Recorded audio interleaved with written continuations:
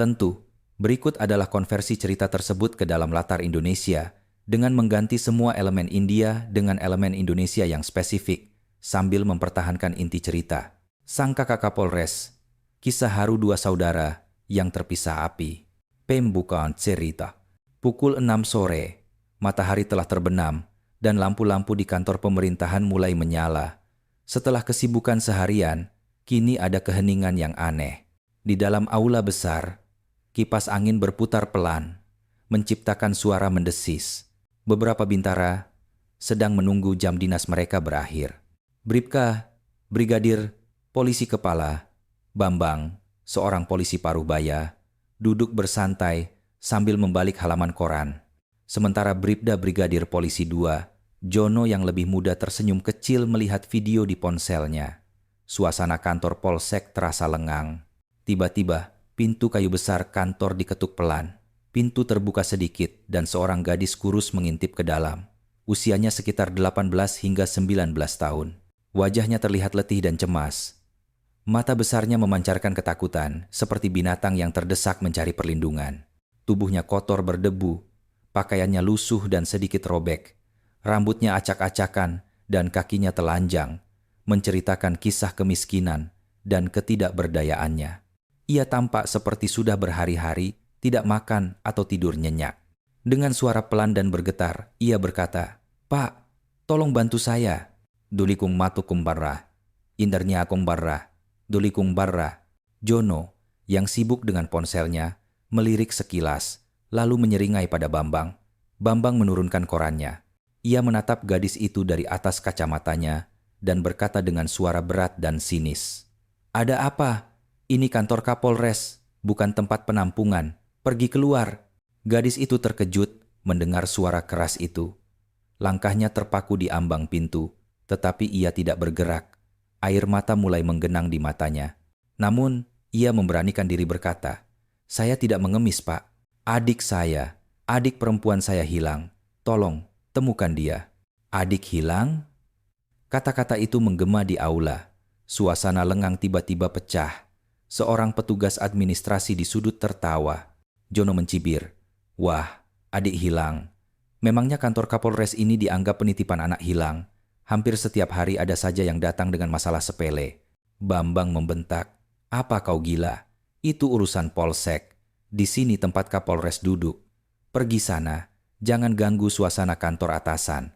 Jonggungda, hayaka tingga, hayaka tingga, hayaka tingga tingga tingga." Air mata gadis itu kini membasahi pipinya. Ia merogoh tas lusuhnya dan mengeluarkan sebuah foto usang. Foto itu buram dan warnanya memudar. Di dalamnya, seorang anak kecil tersenyum ceria. Ini adik saya, Kinanti. Dia baru 10 tahun. Dia tiba-tiba hilang tadi malam dari tempat tinggal kami. Kami sudah mencari kemana-mana tapi tidak ketemu." Keputusasaan dalam suaranya menciptakan keheningan sesaat di aula. Namun, hati Bambang tidak tersentuh. Ia berkata dengan nada dingin, "Ah, anak-anak dari daerah kumuh sering kabur. Mungkin ikut pacarnya. 2 atau 3 hari juga kembali sendiri. Jangan tambah pekerjaan kami. Pergi ke polsek di wilayahmu. Buat laporan." Gadis itu, yang bernama Mira, menangis. "Saya sudah ke polsek, Pak, tapi polisi di sana mengusir saya. Bilang saya pengemis dan menyuruh saya mencari drama di tempat lain." Mendengar itu, Bambang dan Jono saling pandang dan menyeringai. Seolah hal itu adalah hal yang wajar. Mira benar-benar hancur. Ia tidak tahu harus pergi kemana, mencari bantuan dari siapa. Ia hampir terduduk di lantai, ketika tiba-tiba terdengar suara berat dan tegas dari dalam ruangan kepala kepolisian. "Ada apa di luar? Kenapa ribut sekali?" Itu adalah suara Kapolres Fikri Ramadan. Nama Fikri Ramadan terkenal di seluruh kabupaten. Integritasnya, disiplinnya, dan cara kerjanya dikagumi banyak orang. Bagi para penjahat, namanya adalah sinonim ketakutan. Tetapi bagi masyarakat umum dan orang miskin, ia adalah penyelamat. Begitu mendengar suaranya, suasana hening. Bambang hampir melompat dari kursinya, buru-buru merapikan koran.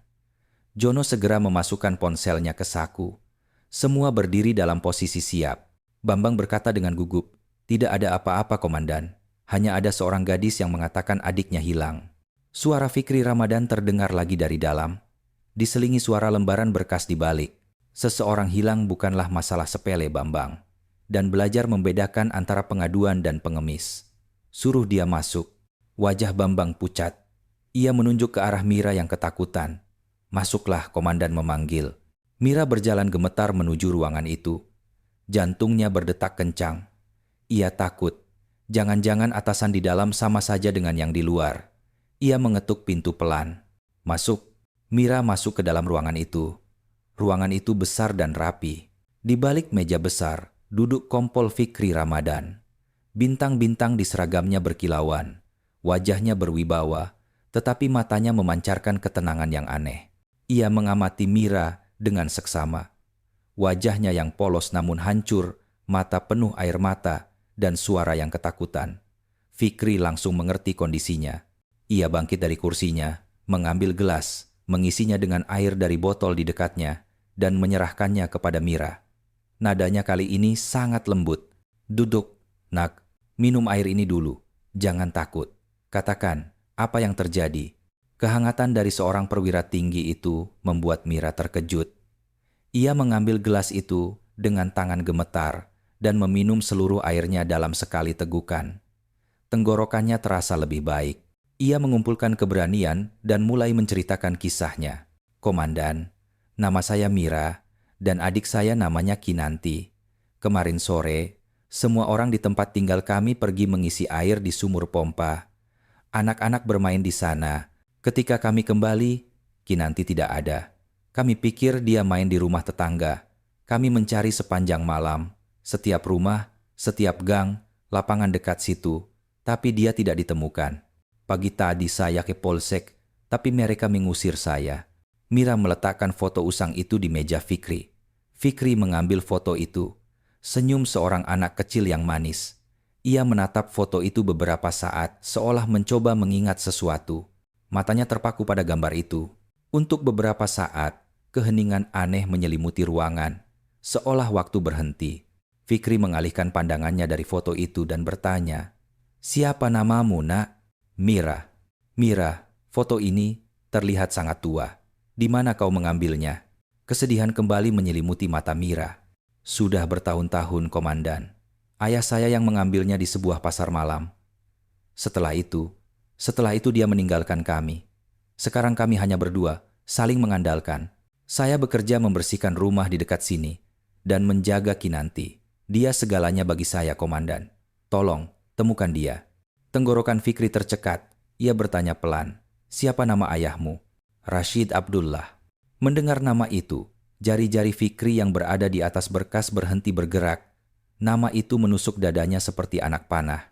Rashid Abdullah. Nama yang sama yang pernah ia dengar dalam ingatan masa kecilnya yang samar. Nama yang sama yang setelah kepergiannya membuat masa kecil Fikri dihabiskan di balik tembok panti asuhan.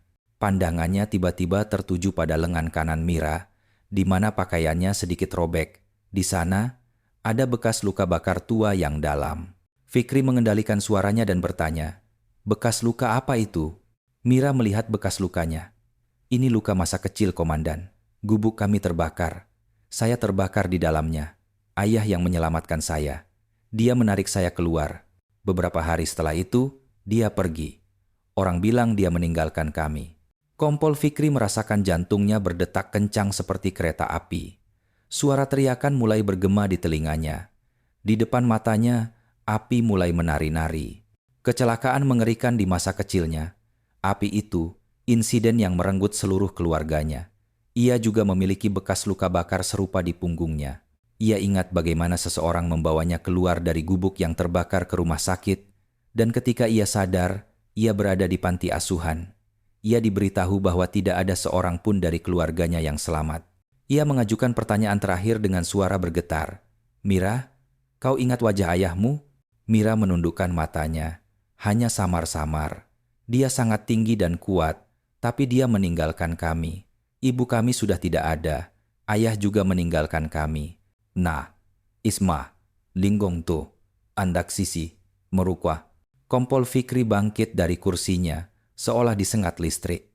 Di matanya kini hanya ada air mata. Ia berjalan mengelilingi mejanya dan berdiri di samping Mira. Tidak, dia tidak meninggalkanmu. Dia terpaksa menjauh. Dan mungkin ayahmu adalah ayahku juga. Mira menatapnya terkejut. Ia tidak mengerti.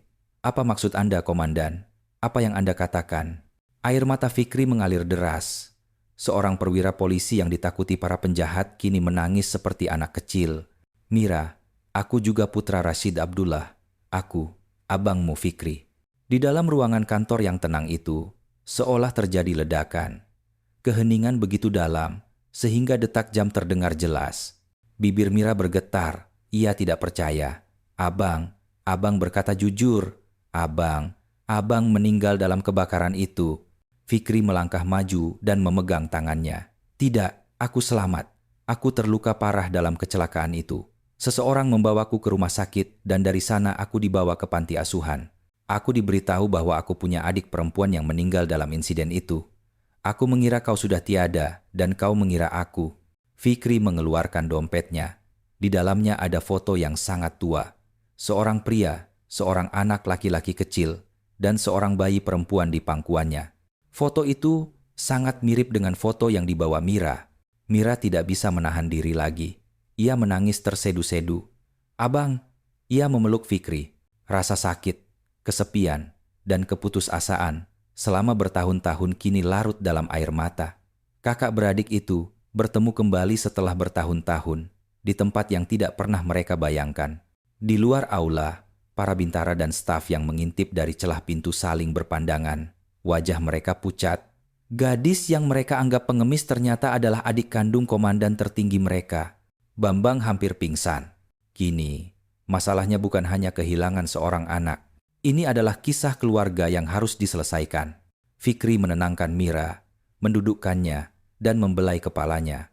Tenanglah, adikku. Aku sudah kembali. Kinanti akan baik-baik saja. Aku akan menemukannya. Dimanapun dia berada, aku akan menemukannya. Perwira di dalam dirinya kini bangkit. Namun, misi kali ini bersifat pribadi. Ia menekan interkom. Suaranya kembali tegas. Tetapi kali ini ada urgensi yang kuat. Bambang Jono, segera masuk ke ruangan saya. Aram Ilaine, Mumung Ilaine. Dua bintara itu bergegas masuk, hampir berlari. Ketakutan tergambar jelas di wajah mereka. Mereka berdiri dengan kepala tertunduk. Fikri duduk kembali di kursinya. Wajahnya keras seperti baja. Berikan peringatan siaga di seluruh kabupaten. Lakukan penyekatan di setiap jalan keluar kota. Kirim foto anak ini ke setiap pos dan polsek. Flash message di wireless. Seorang anak perempuan 10 tahun bernama Kinanti hilang dari daerah kumuh tadi malam. Dia harus ditemukan bagaimanapun caranya. Kasus ini akan berada di bawah pengawasan langsung saya. Saya butuh update setiap setengah jam. Pergi. Kedua bintara itu mengucapkan, "Siap, Komandan," dan berlari keluar seolah nyawa mereka terselamatkan. Dalam sekejap, mesin kepolisian bergerak. Kantor yang 5 menit lalu masih sepi, kini seperti dilanda badai. Telepon berdering, wireless berbunyi. Mobil jeep berpatroli dengan sirene meraung di jalanan kota. Kapolsek yang mengusir Mira ketika menerima telepon langsung dari Kapolres, tangannya gemetar. Kompol Fikri hanya berkata, "Kapolsek, gadis yang kau usir pagi tadi adalah adikku. Dan anak yang hilang itu juga adikku. Jika besok pagi dia tidak ditemukan dalam keadaan selamat, bersiaplah untuk mencopot seragamu." Kapolsek itu berkeringat dingin. Ia mengerahkan seluruh pasukannya ke daerah itu. Fikri menahan Mira di sampingnya. Ia terus menenangkannya.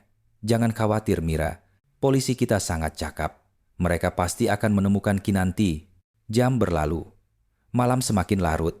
Kecemasan Mira meningkat. Namun, kehadiran abangnya memberinya kekuatan yang aneh.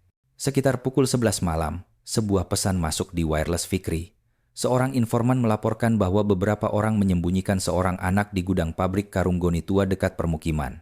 Mereka mungkin berencana menjual anak itu. Fikri segera memerintahkan tim untuk menggerebek gudang itu. Ia sendiri bangkit untuk pergi. Tetapi melihat Mira, ia berhenti. Tidak adil meninggalkannya sendirian dalam keadaan seperti ini. 15 menit berikutnya terasa seperti berabad-abad bagi Mira dan Fikri. Setiap detik terasa sulit dilewati. Kemudian, ponsel Fikri berdering. Suara seorang inspektur dari seberang. "Komandan, selamat. Anaknya sudah ditemukan. Dia sedikit ketakutan, tetapi benar-benar aman. Kami juga menangkap 2 orang." Mendengar itu, mata Fikri berbinar. Ia menepuk bahu Mira dan tersenyum. "Dia ditemukan, Mira. Kinanti kita ditemukan." Mira melompat kegirangan. Wajahnya kembali berseri-seri, seperti di foto lama itu. Setengah jam kemudian, mobil polisi berhenti di depan kantor Kapolres.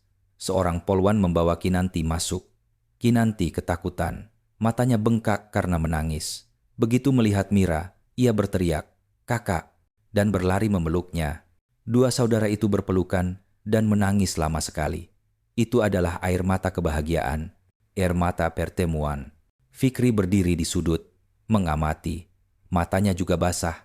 Hari ini, ia bukan hanya seorang perwira. Ia adalah seorang abang, kepala keluarga yang telah menemukan kembali bagian yang hilang dari dirinya.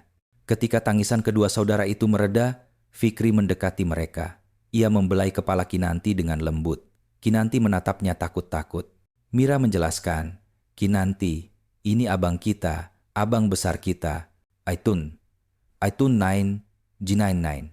Wundusa." Kinanti bertanya dengan polos, "Abangku juga?" Fikri tersenyum dan mengangkatnya. "Ya, nak." Malam itu, Fikri tidak menghukum para bintara yang bersikap kasar kepada Mira. Mereka sudah mendapatkan hukuman mereka.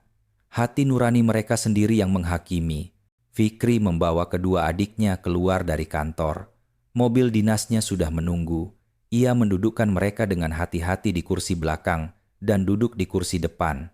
Saat mobil melaju menuju rumah dinasnya, Mira dan Kinanti melihat dunia yang gemerlap di luar dengan takjub. Bagi mereka, ini seperti mimpi. Kemarin tidur di trotoar. Hari ini, mereka pergi ke rumah seorang kompol bersama abang kandung mereka. Ketika mobil berhenti di gerbang rumah dinasnya, seorang wanita cantik dan anggun berdiri di sana. Itu adalah istri Fikri, Sonia. Sonia khawatir karena Fikri terlambat. Ketika ia melihat Fikri membawa 2 gadis asing dengan pakaian lusuh, ia sedikit terkejut. Fikri tersenyum. "Sonia, kenalkan, ini Mira dan ini Kinanti, adik-adikku." Sonia terkejut. "Adikmu? Tapi abang bilang abang tidak punya siapa-siapa." Fikri memegang tangan Sonia dan menceritakan singkat seluruh kisah itu. Bagaimana kecelakaan terjadi, bagaimana mereka terpisah, dan bagaimana takdir mempertemukan mereka hari ini. Air mata menggenang di mata Sonia. Ia seorang wanita yang sangat baik hati. Ia maju dan memeluk Mira dan Kinanti. "Mulai hari ini, rumah ini bukan hanya milik kami, tapi milik kalian berdua juga. Saya selalu merindukan seorang adik ipar. Tuhan mengabulkan doa saya hari ini." Ia memegang tangan kedua gadis itu dan membimbing mereka masuk dengan penuh kasih sayang. Rumah itu indah dan besar. Bagi Mira dan Kinanti, itu adalah istana. Sonia membantu mereka mandi air hangat, memberikan pakaiannya, dan kemudian mereka berempat makan malam bersama di meja makan. Malam itu, untuk pertama kalinya, setelah bertahun-tahun, sebuah keluarga lengkap makan bersama di rumah itu. Mira dan Kinanti tidak percaya bahwa nasib mereka bisa berubah seperti ini. Sambil makan, Kinanti bertanya pada Fikri, "Abang, apakah kami akan tinggal di sini? Kami tidak harus kembali ke tempat kumuh itu kan?" Fikri membelai pipinya. "Tidak akan pernah. Kalian berdua akan tinggal bersamaku, abangmu. Kalian akan pergi ke sekolah, belajar, dan menjadi perwira besar." Malam itu, ketika Mira dan Kinanti berbaring di tempat tidur yang nyaman, di mata mereka tidak ada rasa kantuk, melainkan mimpi indah tentang hari esok. Di luar, Fikri dan Sonia berdiri di balkon kamar mereka, merencanakan masa depan kedua gadis itu. Sebuah kisah yang belum selesai, kini telah lengkap. Halaman-halaman yang dirobek oleh takdir, kini disatukan kembali. Dan awal dari kisah baru ini sangatlah indah. Malam itu, ketika kota tertidur, lampu di jendela rumah dinas Kompol Fikri Ramadan menyala hingga larut. Itu bukan hanya cahaya bohlam, tetapi nyala api hubungan yang telah padam bertahun-tahun. Kisah ini dimulai dengan air mata yang mengambang di mata seorang gadis tak berdaya, tetapi berakhir dengan luapan kebahagiaan di mata seorang abang. Takdir mungkin merobek halaman masa lalu mereka tanpa ampun, tetapi pena nasib masih memiliki cukup tinta untuk menuliskan masa depan yang baru dan indah. Bintang di seragam Kapolres adalah untuk hukum dan ketertiban. Namun malam itu, Fikri belajar apa artinya menjadi bintang paling terang di langit keluarga. Ini bukan hanya kisah tentang adik yang hilang. Ini adalah kisah tentang keyakinan bahwa jika niat baik, pintu yang tertutup akan terbuka dengan sendirinya, dan jalan yang terpisah pada akhirnya akan bertemu di tempat tujuan. Penutup, sahabat, demikianlah kisah Fikri dan adik-adiknya. Bagaimana menurut Anda cerita ini? Jika Anda menyukai kisah ini, jangan lupa tunjukkan cinta Anda. Berikan suka, like pada video ini, langganan, subscribe channel ini, dan tinggalkan komentar Anda tentang Kompol Fikri. Sampai jumpa di kisah mengharukan lainnya. Terima kasih.